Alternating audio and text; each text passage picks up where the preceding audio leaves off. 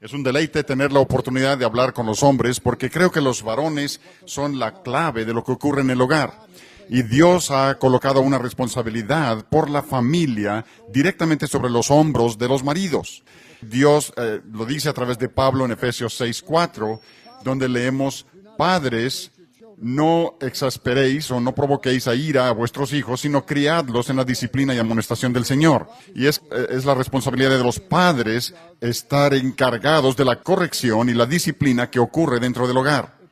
Es su tarea no solamente disciplinar a sus hijos correctamente, sino también es tarea suya entrenar a su esposa y darle a ella una visión de corrección e instrucción que criará a sus hijos en la disciplina y amonestación del Señor. Así que me deleita la oportunidad de dirigirme con los varones en particular para ayudarnos a ver nuestra responsabilidad como varones en cuanto a la supervisión de nuestra familia.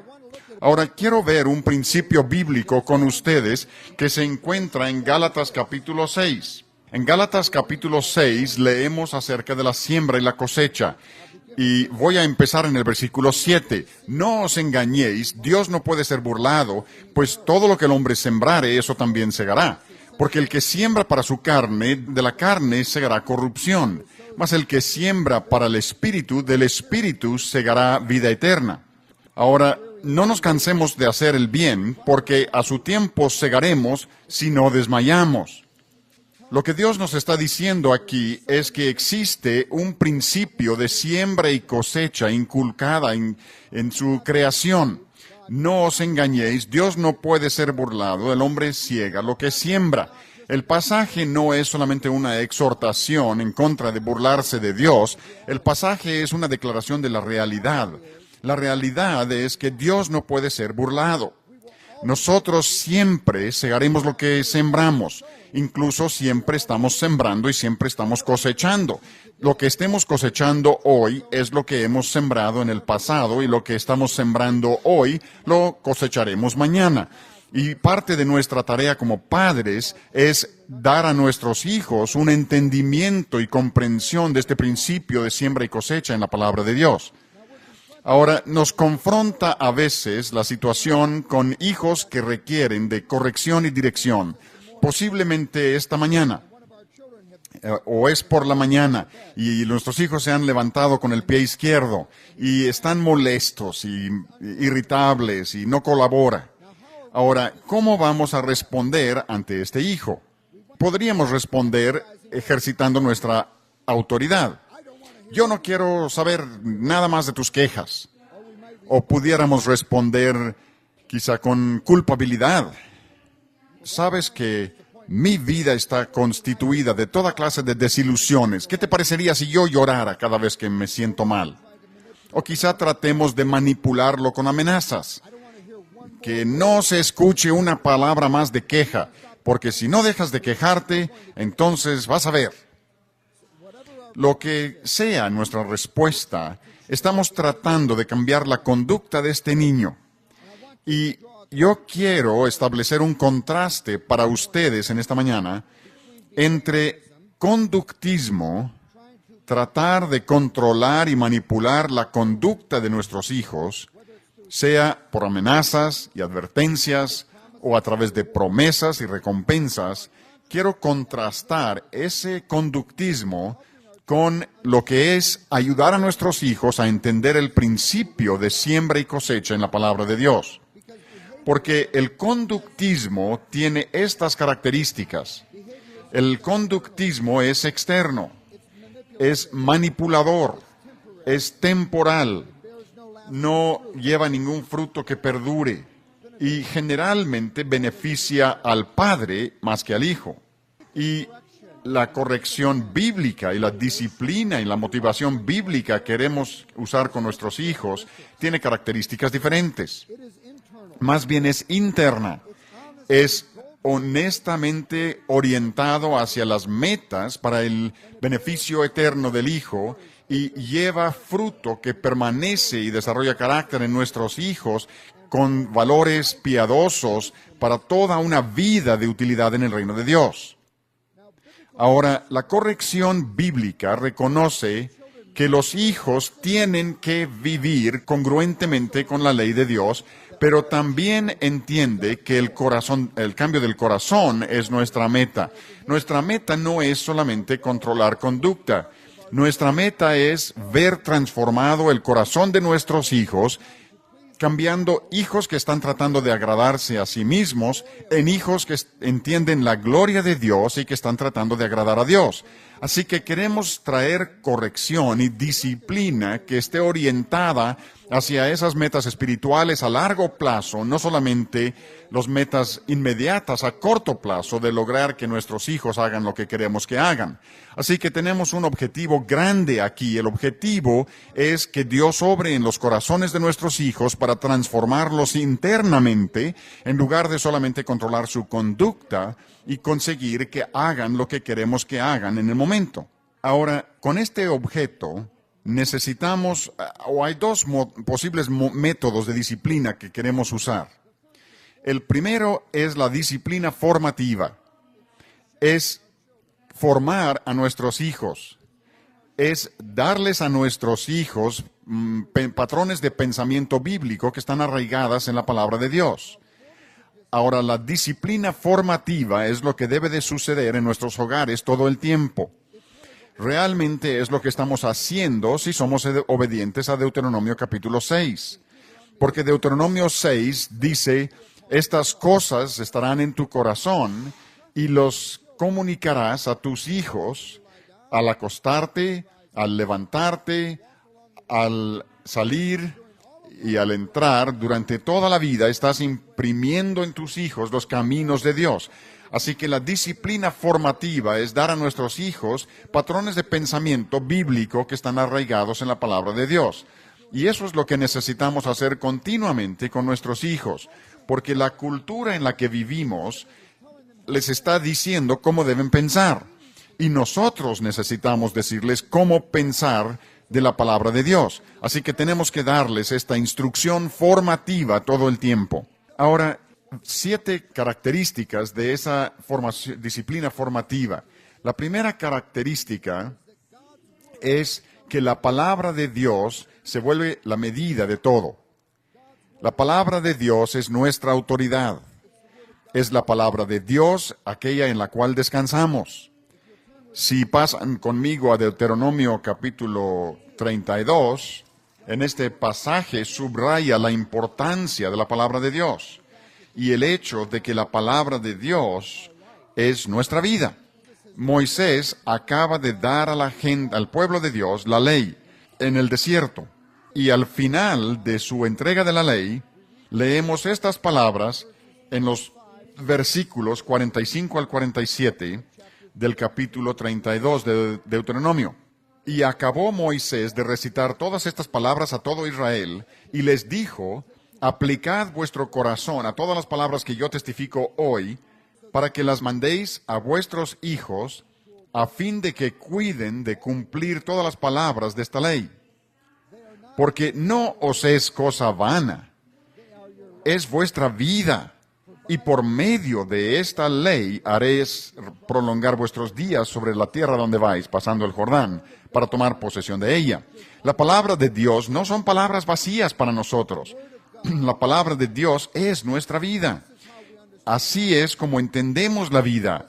Este libro es el lente a través del cual vemos la vida y nos da un entendimiento de la naturaleza de la realidad. Y en nuestra disciplina formativa de nuestros hijos, necesitamos asegurarnos de que la palabra de Dios sea la base de todo lo que tengamos que decir. Nosotros vamos a acercarnos a nuestros hijos con la palabra de Dios. No venimos con nuestras palabras y nuestras ideas, venimos a ellos con la palabra de Dios y la verdad de Dios. La segunda característica de esta disciplina formativa es que separa la verdad bíblica de la sabiduría humana. ¿Recuerdan las palabras de Pablo en 1 Corintios capítulo 1? Pablo establece el contraste entre la sabiduría humana y la sabiduría divina. Y dice, la sabiduría del hombre es necedad para Dios. Y aún lo necio de Dios es más sabio que la sabiduría de los hombres. Y nosotros tenemos que ayudar a nuestros hijos a reconocer que Dios ha revelado verdad para nosotros en la Biblia y que la sabiduría de Dios es diferente a la forma de pensar de los hombres, porque los caminos de Dios son más altos que nuestros caminos y sus pensamientos más altos que nuestros pensamientos. Y como es más alto el cielo que nuestros caminos, así son los caminos de Dios por encima de nuestros caminos. Así que necesitamos ayudar a nuestros hijos a entender. Les estoy presentando la palabra de Dios y la palabra de Dios es diferente al pensamiento de la cultura. La palabra de Dios es diferente al pensamiento del mundo. Pero esta es la palabra de Dios y la verdad de Dios es la verdad por la que debemos de vivir. Así que estamos apartando y separando verdad bíblica de la sabiduría humana. Nosotros no seguimos la sabiduría de este mundo, seguimos la sabiduría de Dios. Y la sabiduría de este mundo es necedad para Dios. Y aún la necedad de Dios es más sabia que la sabiduría de los hombres. La tercera característica de esta disciplina formativa es que establece el derecho de Dios de hablar, porque todo lo que ha hecho en su creación. Ahora, ustedes y yo vivimos en una época muy científica. Vivimos en una época en la que hemos sido enseñados a través de la metodología de la ciencia a atribuir a la creación todo lo que realmente Dios hace en el mundo. Y si leen pasajes como Job, capítulo 38 al 42, encontramos que Job describe la obra de Dios en la creación y dice que cuando el relámpago cruza los cielos, estos se reportan con Dios y Él los envía por sus caminos. Y cuando llueve, llueve porque Dios hace que llueva. Y Dios derrama sus abundancias de nieve. Y toda la obra de la creación es obra de Dios. En nuestra época científica, nosotros hemos atribuido a la ciencia y a la creación misma lo que Dios hace en su creación. El sol sale todas las mañanas porque Dios hace que salga y se pone por la noche porque Dios hace que se ponga. Esta es la obra de Dios en la creación y nosotros necesitamos ayudar a nuestros hijos a ver el mundo de esta manera, que todo lo que sucede a su alrededor es la obra personal de Dios, es Dios llevando a cabo su obra en la creación, de modo que estamos estableciendo el derecho de Dios a hablar. Es la identidad de Dios y su obra de Dios lo que se exhibe todos los días ante nuestros hijos y eso le da a Él el derecho de hablar.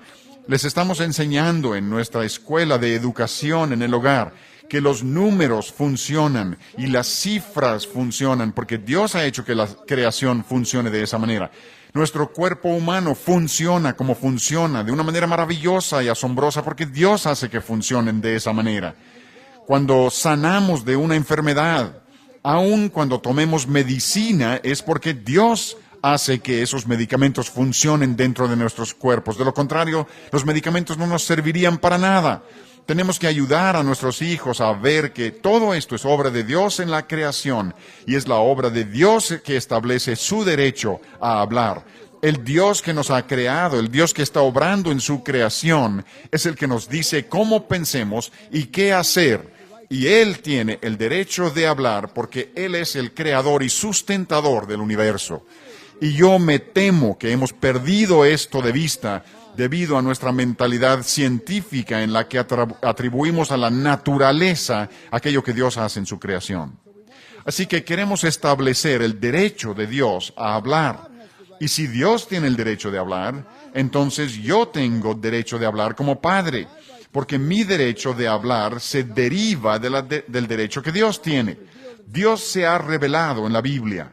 Y debido a que Dios se ha revelado en la Biblia, si yo puedo ir a esta Biblia y leerla, yo tendré algo que decir que es absolutamente cierto y que nunca saldrá falso. Y nuestros hijos necesitan escucharnos, pero tienen que escucharnos porque les estamos trayendo palabras de vida. La cuarta característica de esta disciplina formativa es que esta disciplina formativa provee el contexto para enseñar el principio de la siembra y de la cosecha de la palabra de Dios. Tenemos que darles a nuestros hijos una mentalidad de cosecha, de siega, una mentalidad que ve que ellos siempre son agricultores, siempre están sembrando y siempre están cosechando. Y si quieren cosechar ciertos beneficios en el futuro, necesitan sembrar hoy lo que quieren segar mañana. Y queremos comunicarles esta visión a largo plazo. Los niños no tienen visión a largo plazo. Los niños pequeños por naturaleza piensan en el momento inmediato, solo piensan en los placeres y deseos y las cosas que quieren hacer en este momento. Nosotros tenemos que comunicarles madurez, ayudarlos a ver una perspectiva a largo plazo que reconoce que estoy sembrando y estoy segando. Y si quiero segar ciertos beneficios y bendiciones en el futuro, entonces debo sembrar hoy lo que quiero segar mañana. Muchas veces, cuando estamos pensando en siembra y cosecha, pensamos en consecuencias para nuestros hijos y pensamos, oye, espera, cuando han hecho algo malo, entonces yo necesito producirles alguna consecuencia. Y eso es cierto. Y quiero hablar de consecuencias en un contexto rico de la Biblia en esta mañana. Pero solo quiero mencionar algunas características de las consecuencias. Existen dos tipos de consecuencias. Primero están las consecuencias naturales. Las consecuencias naturales son lo que sucede si nadie interfiere. Por ejemplo, si yo le doy un puntapié a algo, quizá me duela el pie, me lastimo el pie. Esa es una consecuencia natural. Si cierro la puerta y aplasto a mi dedo, pues me va a doler el dedo. Es una consecuencia natural. También hay consecuencias naturales para sus hijos. Si sus hijos pierden las cosas por irresponsabilidad, entonces el hecho de que carecen de ese objeto es una consecuencia natural de su irresponsabilidad. Y muchas veces los padres tratan de aislar a sus hijos o protegerlos contra esas consecuencias naturales que suceden si nadie interfiere. Nosotros necesitamos permitir que esas consecuencias naturales lleven fruto en la vida de nuestros hijos, que lleguen a término. Pero hay una segunda clase de consecuencias. Hay consecuencias que se forman por las autoridades, por los padres de nuestros hijos. Y en esos casos el padre está determinando cuál será el resultado que recalque los principios de la palabra de Dios. Nosotros tenemos que determinar las consecuencias que cosecharán nuestros hijos y lo tenemos que hacer con sabiduría y con discernimiento en formas que subrayen la importancia de la palabra de Dios y los valores eternos de Dios.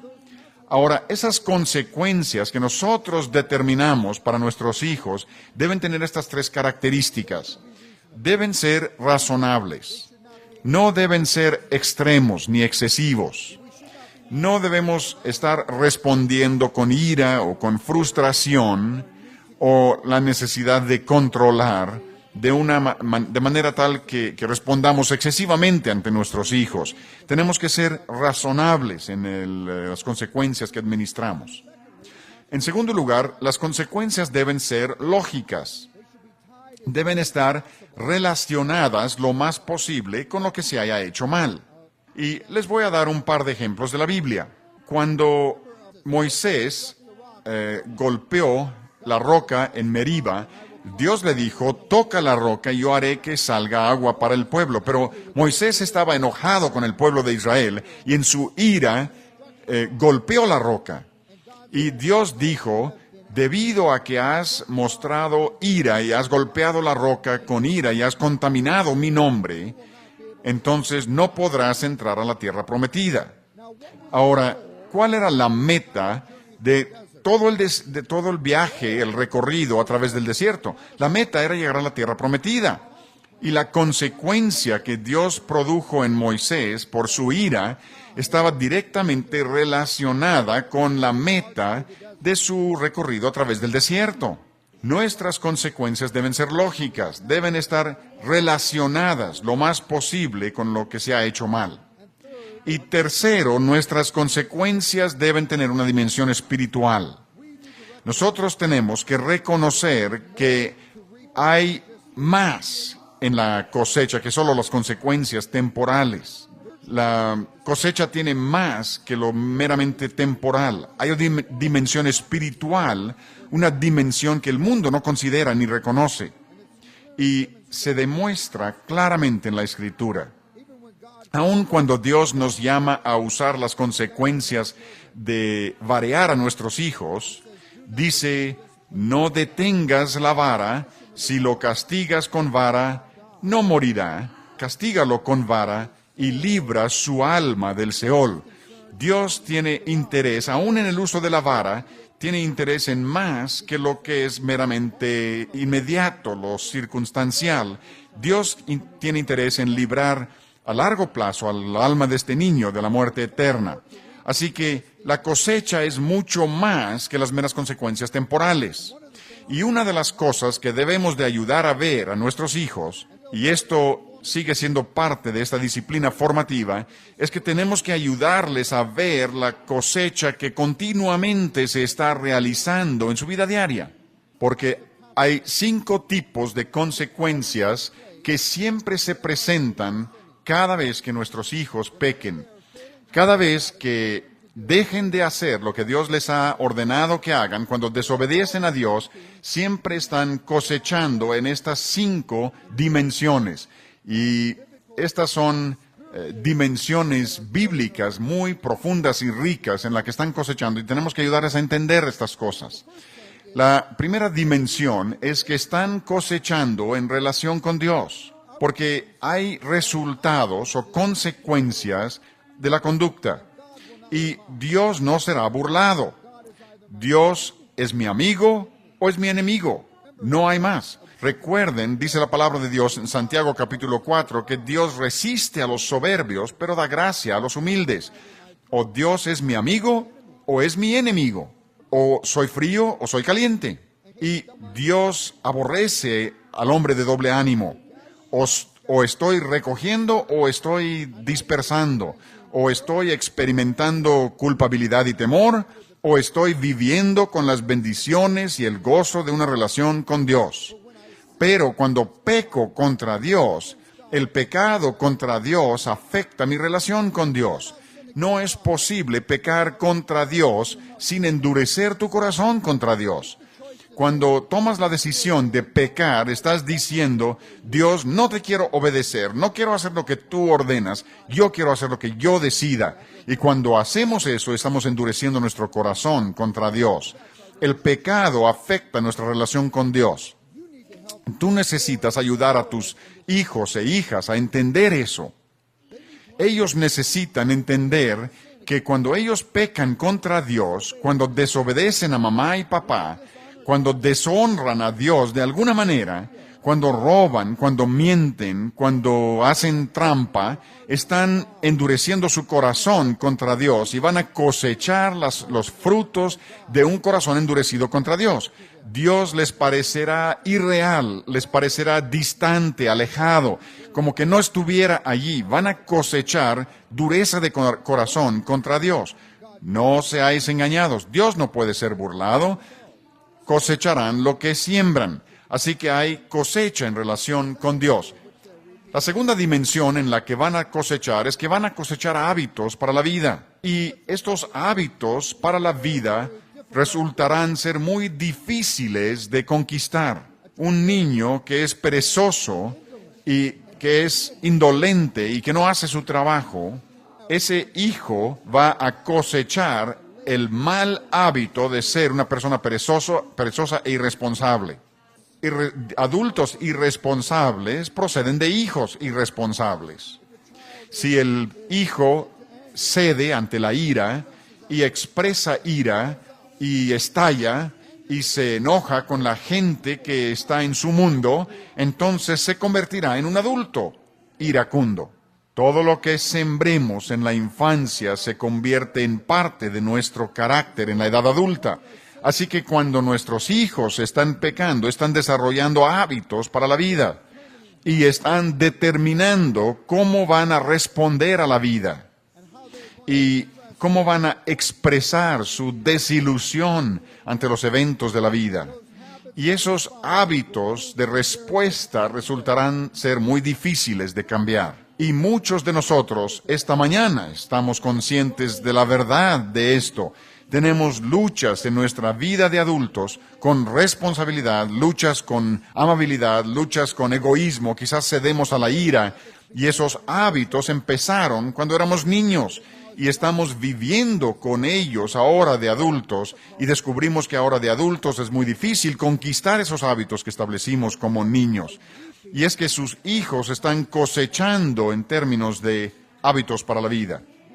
Sus hijos e hijas necesitan entender que siempre están cosechando, que las cosas que están haciendo hoy van a resultar ser su carácter para toda la vida. En tercer lugar, están cosechando en el aspecto de reputación. ¿Cómo quieres que te consideren? ¿Quiere que la gente piense en él como confiable, como digno de confianza, o quiere que piensen en él como irresponsable y no digno de confianza? Y es que su conducta afectará las oportunidades y los privilegios y la utilidad que él puede disfrutar en el reino de Dios para toda su vida, porque está estableciendo una reputación. Si es irresponsable, sus hermanos y hermanas lo sabrán, sus amigos lo sabrán.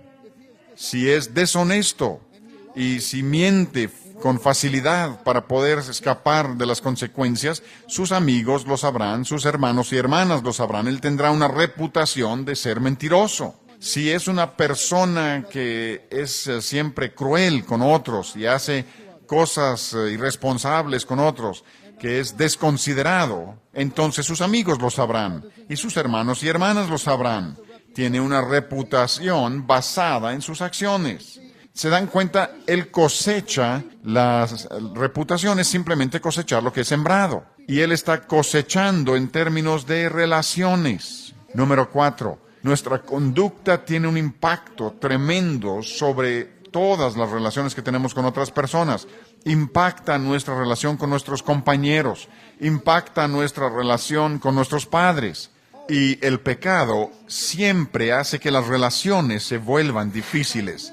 Si yo peco contra ti, produce tensión en mi relación contigo. Cuando nuestros hijos pecan contra nosotros, produce tensión en nuestras relaciones uno con otros. La vida familiar no es agradable cuando nuestros hijos y nuestras hijas no se portan bien. No es deleitoso estar con hijos que no están respondiendo a los caminos de Dios en obediencia a sus padres y con confianza en Dios. Y es que nuestros hijos están cosechando en términos de sus relaciones. Y luego, por supuesto, y este es el punto 5, existen resultados a largo plazo, eternos. El resultado más importante de la conducta no es inmediata. El resultado más importante de la conducta no es temporal, no tiene que ver con la vida en esta tierra. El resultado más importante de la conducta tiene que ver con la eternidad. ¿Y dónde pasarán la eternidad? Y necesitamos ayudar a nuestros hijos a entender que si viven su vida cada día, están sembrando y cosechando. Y si dejan de hacer lo que Dios les ha pedido que hagan, entonces están cosechando en todas estas formas que hemos descrito. Así que nuestros hijos siempre están sembrando y siempre están segando. Están segando en términos de su relación con Dios, están segando en términos de hábitos para la vida, están segando en términos de su reputación, están segando en términos de su relación con otras personas y están segando finalmente en términos de los resultados a largo plazo eternos, las bendiciones de conocer a Dios. Ahora, nosotros necesitamos ayudar a los hijos a entender estas cosas y parte de su disciplina formativa, parte de dar a sus hijos formas bíblicas de pensar, es ayudarles a entender estas 5 cosas. Ahora, esta no es una lección que se enseña una sola vez. Esta es una lección que enseñarán miles de veces. Y buscarán oportunidades de enseñar estas lecciones vez tras vez, tras vez. Buscarán oportunidades de ilustrar esta lección para sus hijos vez tras vez. Cuando ves a una persona que ha destruido su vida, Tomarás esa oportunidad para decir, mira, esa situación tan triste. Este hombre está cosechando lo que ha sembrado a través de su vida. Debemos orar por él, pero también debemos aprender las lecciones que podemos aprender de su vida. Debemos estar buscando oportunidades de enseñar a nuestros hijos estas lecciones. Eso es parte de esa disciplina formativa que les da a ellos una mentalidad bíblica arraigada en la palabra de Dios. Ahora, pasemos a la disciplina correctiva, y esta realmente es la manera de ayudar a nuestros hijos a vivir en las circunstancias de la vida con una comprensión de la disciplina formativa de la que acabamos de hablar. Y quisiera recorrer algunos pasos con ustedes de este proceso de disciplina correctiva. Lo primero que queremos hacer al ver este proceso de disciplina correctiva es hacer preguntas para ayudar al niño a abrirse. Hay que empezar por hacer buenas preguntas. Voy a darles una ilustración. Vamos a suponer, por ejemplo, que tu hijo tiene la responsabilidad de sacar la basura para la recolección de basura cada día y deja de cumplir con esa responsabilidad. Yo quiero hacerle preguntas que ayuden a entender su problema. Hijo, veo que tienes una dificultad con esta responsabilidad. ¿Sabes a qué me refiero? Y él dice, sí, ya sé a qué te refieres.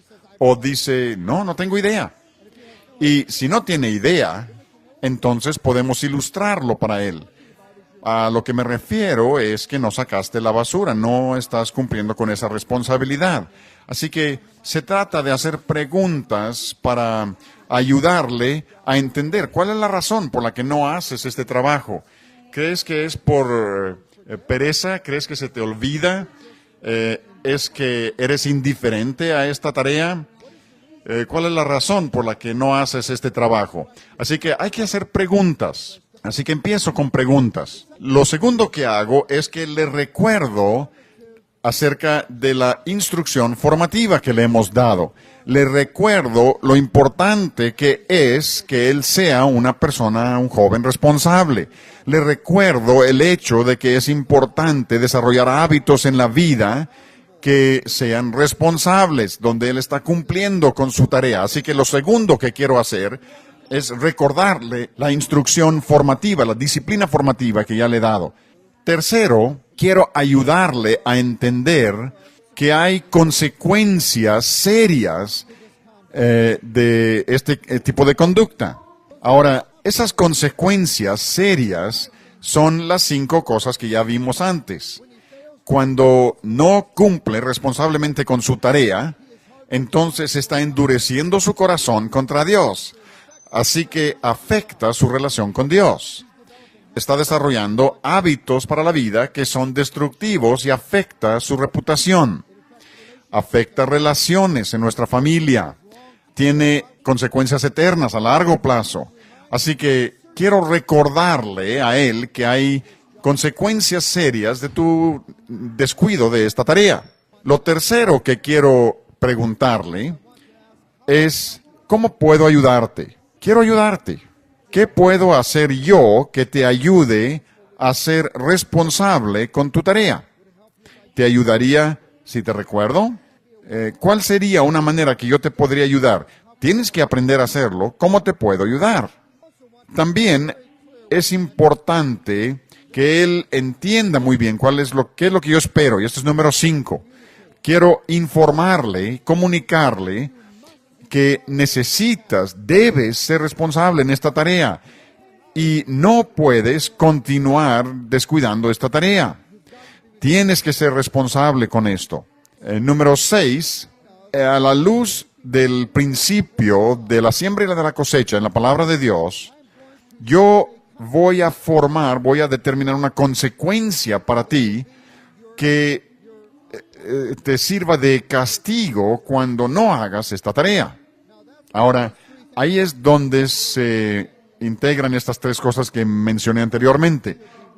La consecuencia debe ser razonable, no debe ser excesiva, debe ser lógica y debe de estar relacionada lo más posible con lo que se ha hecho mal y debe tener una dimensión, un objetivo espiritual. El objetivo no es solamente lograr que se haga la tarea, el objetivo es formar a este joven para que sea una persona que viva en el mundo de Dios como Dios le llama a vivir y que llegue a ser un hombre joven, responsable y útil en el reino de Dios para toda su vida.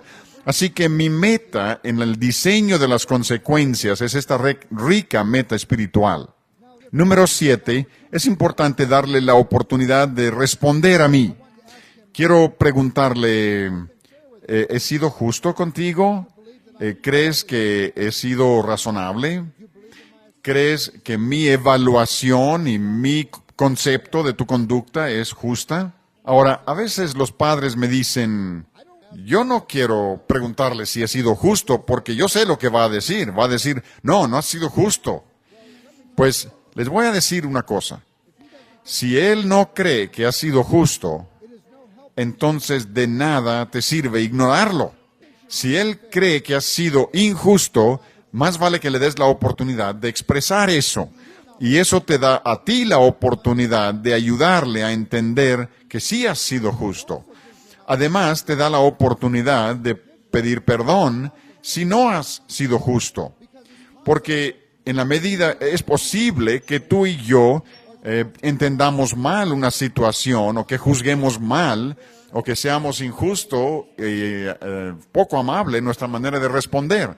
Así que hay que preguntarle si he sido justo y eso es una manera de darle la oportunidad de expresar si cree que lo he sido o no. Y por último, número 8, hay que orar con él y hay que orar por él y con él. Quiero pedir que Dios ayude a este niño a ser una persona que es responsable y que realiza las tareas que Dios le ha encargado. Ahora, quiero regresar por un momento, quiero usar un pasaje bíblico que omití. Al ver estas cosas, relación con Dios, hábitos para la vida, reputación, relación con otros, resultados a largo plazo, eternos. Recientemente me impresionó al leer Proverbios capítulo 5 y en este capítulo Dios habla acerca de la siembra y la cosecha. Ahora, no usa la palabra siembra o siega, pero sí está hablando de ese principio de siembra y cosecha que existe en la palabra de Dios. Y si vemos los versículos del 11 al 14, esto describe la siembra y cosecha. Y gimas al final, cuando se consuma tu carne y tu cuerpo, y digas, cómo aborrecí el consejo, y mi corazón menospreció la reprensión. No oí la voz de los que me instruían, y a los que me enseñaban no incliné mi oído. Casi en todo mal he estado en medio de la sociedad y de la congregación. Los versículos del 21 al 23. Porque los caminos del hombre están ante los ojos de Jehová, y él considera todas sus veredas. Prenderán al impío sus propias iniquidades, y retenido será con las cuerdas de su pecado. Él morirá por falta de corrección, y errará por lo inmenso de su locura. Ahí está la siembra y la cosecha. Relación con Dios. Versículo 21. Porque los caminos del hombre están ante los ojos de Dios, y él considera todas sus veredas. Hay hábitos para la vida aquí. Los hechos malos del hombre impío lo prenderán, y retenido será con las cuerdas de su pecado. Las relaciones se ven afectadas. Yo no quise obedecer a mis instructores, a mis maestros. La reputación se ve afectada. He llegado hasta el límite de la destrucción en toda la sociedad y en la congregación. Resultados a largo plazo, consecuencias eternas, se reflejan en este pasaje.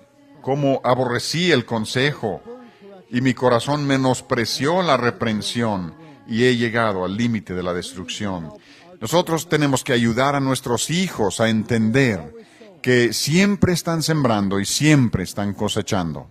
Ellos necesitan entender estas cosas para que puedan ser sabios en las decisiones que toman y que puedan darle el debido peso a las palabras de su padre y de su madre. Es tu responsabilidad como padre entender estas cosas tú mismo y luego ayudar a tu esposa a entenderlas, para que a la vez puedan criar a sus hijos en la disciplina y amonestación del Señor. Que Dios les bendiga ricamente. Vamos a orar.